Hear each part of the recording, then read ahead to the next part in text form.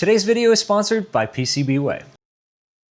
We're back at the laser engraver today because I have a few things in mind that I want to get done with it, and I also want to chit-chat a little bit more about the machine I have in front of me. This is the 40-watt Vision from WeCreate. I did an initial unboxing and review of it a couple months ago, and that was kind of where it sat. I hadn't really had much time to get to know it, I guess, so I didn't really feel I was in the best position to give you my thoughts. One of the things that always bugged me about any other laser that I've used in the past is you always have to have the machine plugged into a computer, which is fine, I guess, if you only use the computer for the laser. But I use my computer down here for a number of different things. And the other being that you had to purchase another piece of software. Now, Lightburn is pretty much the industry standard now for laser engraving software. It's a phenomenal piece of software, but it's gotten pretty pricey over the years. I remember back in 2019 or 2020 when I had my first diode laser, you could buy Lightburn from their website for around $30 or $40, and that same exact license today is $100. The one thing that I really enjoy about this machine in particular is its ability to Wi-Fi print. So it connects to your Wi-Fi network, your computer connects to your Wi-Fi network, and then when you're using their software, which is free with the machine, you can set up all of your design files in there and send them over via Wi-Fi to this machine, and you don't have to have the computer plugged in, which is huge for me because I kind of travel with my computer, whether it's sending files to the 3D printers, maybe upstairs in my office, using it at my desk down here. I also use it for camera control sometimes, so being able to have that at my desk is a big plus, not having to have it, dedicated to a laser engraver. But enough chit chat about the machine itself. Why don't we just get into what we came here today for, and that is to get some stuff engraved on it. Photos are one of those things that is hard to do with a 3D printer, even with things like Flashforge. You can get some pretty good looking images with Flashforge, but up close, they're just they lack in my opinion. They're really good for things that you want to hang on the wall, maybe look at from a distance. When you're getting really close to them, a laser engraver is kind of really the only option in my opinion. So one of the things that I found super cool with this software, the WeCreate Make It software, is it's free. It comes with the laser engraver, so you're not spending that additional $100 on top of the cost of the laser. But it's also got this Discover tab up at the top, so we can look at a bunch of different designs on here. A multi-layer wooden clock, wooden candle holders. That one's pretty cool, cut out of acrylic. They have the entire Golden Gate Bridge, a wooden parking garage for, little scale toy cars, Christmas ornaments. These wooden drawing projects are really cool because you can take a picture, upload it into this software, and then in a matter of minutes, you can have something like your kid's drawing like that engraved onto a piece of wood or, cool stuff like that. Decorations for Mother's Day, postcards. And if you have the rotary hooked up, you can do the mugs, leatherette engraved iPhone cases. It's like an Apple Watch band. Pretty cool. So like custom images of your pets, stuff like this that, well, you could probably do it on a 3D printer. Obviously we've seen headphone stands and everything on 3D printers, but you'd be hard pressed to engrave stuff like that or do anything like that on a 3D printer. You're definitely not engraving knives or something on a 3D printer. So that's where I think the laser engraver has its huge use cases. So another cool rotary project here would be this rolling pin engraving. So with something like a 3D printer, we'll go back to 3D printing because that's what I'm used to. You could theoretically print one of these out, but it's not really food safe. Even with using the right filaments, it's just not the best material. Plastic isn't the best material, and you're definitely gonna get pieces of food, stuck inside all these little nooks and crannies. Whereas something like wood, traditionally rolling pins are made out of wood, so you're just taking part of that wood back to create your own custom designs and cookies and all sorts of neat things. Now, I don't really bake, but you kind of get the idea of why I think if you're looking for a laser in the $1,500 to $2,000 range, similar to what the Glowforge is. Actually, I think this comes in cheaper than what the Glowforge is. But, looking for a laser in this class, this is one of the reasons why I think the WeCreate kind of takes it a step above some of the other brands that are out there. We tell it what kind of material we're using. They've got a huge selection from metal stones, plastics, fabric, leather. They've also got, a little material library down here at the bottom to kind of give you an idea of what you might want to engrave or set your settings at. So just a lot of things that they seem to have thought of that are helpful for the newbie. This machine also does have an auto pass-through feeder if you want to add that on. So essentially you're not limited to this 11 3/4 inch height. You're still limited to that 16.5 inches wide. But with the auto pass-through feeder, as long as you've got room in front and behind the machine, you could just keep feeding a piece of wood as long as, you have room on both sides, which is pretty cool. But what I want to do today is make myself a little picture of some pups. Now, these are my mom's dogs. That's Lex and Luna. They are some of the cutest little buddies that I've ever seen. So I'm just going to airdrop this over to my computer. Then I am going to click and drag right into the software. We're going to scale it to fit. And because I know what space we have to work with here, I'm going to rotate it and kind of scale it up, find a good spot for it. We're going to set that for 300 speed and let's try 33% power. Can do image processing. So it'll tell you kind of, if you hover over it, what these different models are good for. So Atkinson's a good in-between mode for solid color or smooth shaded images.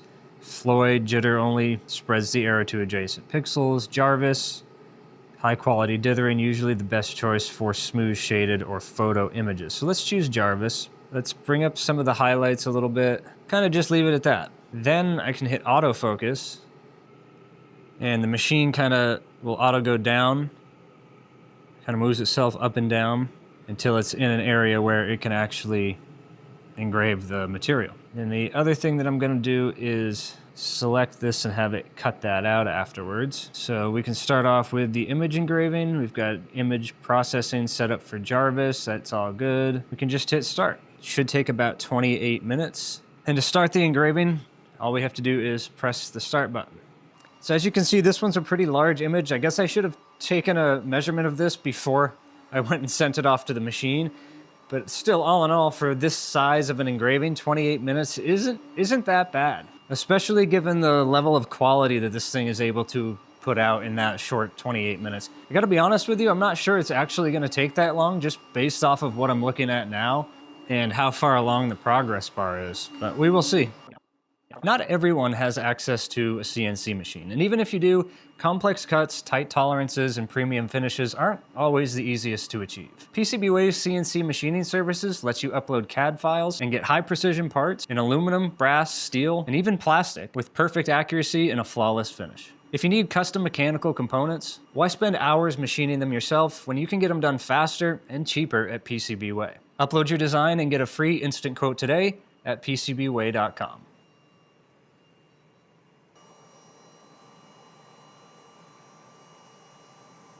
Now, one of the things that I used to do with my CO2 laser that was pretty popular when I was selling them were things like this. Maybe not this one in particular all year round, but laser engraving paint off of a piece of wood. Now, this is poplar, 3/4 inches thick, probably a little bit too much for something like this, but this is a really good idea for laser engravers in general. It really opens up a whole new world of possibilities with laser engravers when you can paint the color of the surface first and then come back in afterwards and laser that paint off to get a super crisp, fine detail on the engraving. Now, there are materials like Oramask, which is essentially a stenciling or masking material that goes on the piece of wood first, and then after you're done laser engraving, you peel off all the little masking material and you can fill in that area that you engraved with paint. But what I like in particular about doing something like this is, the fine details that you're able to achieve that with Oramask or even masking tape, you're not gonna get that super fine level of detail. And I'm sure people will tell me in the comments below that I'm wrong. But coming from experience, it's a little bit difficult if you don't have a perfectly smooth material. Sure, you can lacquer it or clear coat it first, sand it down perfectly smooth, but this was just I think I sanded this with 120 grit sandpaper and coated the entire thing with paint first. Now, what I like about this is the ability to do what I'll call batch printing. Obviously, this one wasn't lined up or perfectly aligned on my laser when I did it, but say you have 7 different designs that you all want to put on the same style or same size piece of wood. You can paint them all first, get everything dry, and then just batch out all of the engravings one after the other. While Oramask or masking tape, it does work. It's kind of a pain in the butt, especially if you're getting into those super fine detailed areas. Let me show you how it works. So obviously this isn't the greatest looking file ever, but I whipped it up really quick using the WeCreate software here for free, just to show you the type of results that you're able to get from engraving paint off of a surface. So I've got it set up to engrave the areas that are in yellow, and 15% power at 350 millimeters per second. And then this red outline here is our cut path. We're gonna autofocus it so the machine knows how far off the material it needs to be. And then we can hit start, send it on over to the laser. This one should take about 3 minutes.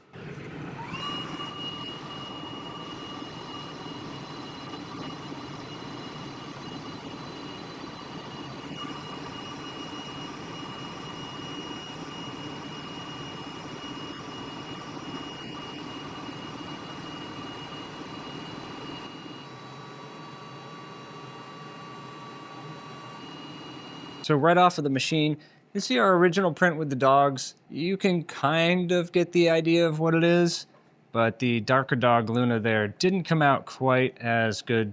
Probably could have changed some of the settings around, played around with this image a little bit, but you kind of get the idea with engraving personalized images. Lex came out looking all right. The blanket definitely came out looking okay, but this is definitely something that if you're gonna play around with doing images, you're gonna have to spend a little bit of time on the power settings. But taking a look at our little ornament here, you can see that one came out looking pretty good.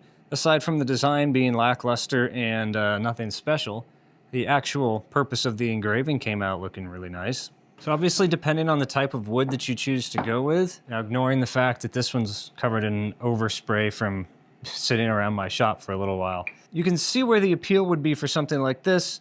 You can paint one board one time and engrave a bunch of images. Now this one, again, not super interesting. I just kind of whipped something up in 2 or 3 minutes that is 2025 Bobo, the name of my dog. Doesn't even look centered on this now that I'm looking at it, but that's besides the point. Where I think something like this would really shine is where you can take an image like this, a key tag, add a little hole to it, and instead of maybe saying Polar Express or Round Trip North Pole, put something a little bit more personable on there, make it a gift tag for a kid's Christmas present or birthday present. And with the laser engraver, you can obviously cut around the profile of this image to make it look a little bit nicer.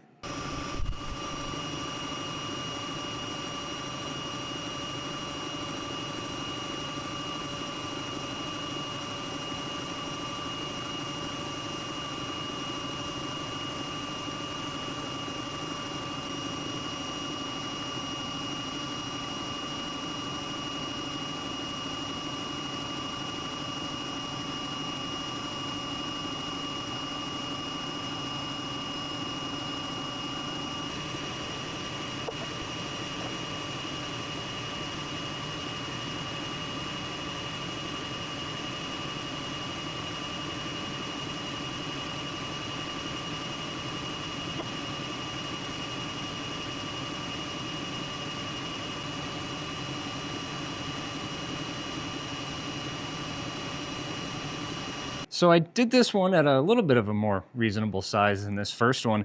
We didn't get as much detail down in the blanket area, but we can definitely see the dogs a little bit better in this one. Luna actually showed up on here instead of being completely blacked out. And this is just from changing around the settings a little bit. This was at a little bit of a higher power setting. I bumped it down to 25% power for this one. And we also used Stucky as our fill method or our rendering method. Then I, of course, had to take a picture of my boy Bo, as usual, and do an engraving of him. Another change that I made was turning down some of the grayscale settings inside of WeCreate software, and also bringing up the highlights, so I was able to bring out some more of the lighter colors and kind of tone down some of the darker ones, which is why you're seeing less of this blanket in this one. And although that does look cool, the purpose of this image was more so to get the dogs than it was the blanket. So this is definitely my favorite thing to do on the laser, would be photo engraving, because it's really something unique. Sure, you can print a picture out, but engraving something onto wood is semi-permanent anyways. I think each of these took right around 7 or 8 minutes to do the engraving, and then the cut pass was a matter of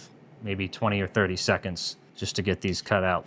This one took a little bit longer, around 25 minutes or so, but it's obviously a higher power, slower speed, and a bigger image. But for these little, I'll call them wallet-sized pictures, Might be a little thick to fit in your wallet, but the overall size of it would be perfect for a desk or even sitting in your car. Now, Monport, the fiber laser brand, sent me a code to get some of this black metal marking spray. So essentially what this is for is spraying on metal, or in my case, I'm gonna test it on glass as well. It's supposed to help get a better engraving.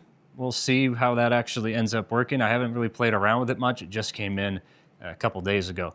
But I will be playing around with this stuff over the next couple of weeks before I jump into doing another laser video. So let me know down in the comments what you want to see on glass, metal maybe, and we'll be testing that out with the marking spray in one of the upcoming videos. I also had a couple of you reach out on Patreon about getting your logos engraved on some brass coins, some plexiglass, glass even. So we're going to be doing that in the next video as well. Let me know what you want to see with the laser engravers, if you're interested in the lasers at all. I've been playing around with lasers for the last 6 or 7 years, so things that might seem simple, easy to me, might not be actually that simple and easy for somebody just getting into laser engraving. So it's kind of hard for me to gauge what I should show off versus, what's pretty common knowledge. So leave me a comment down below.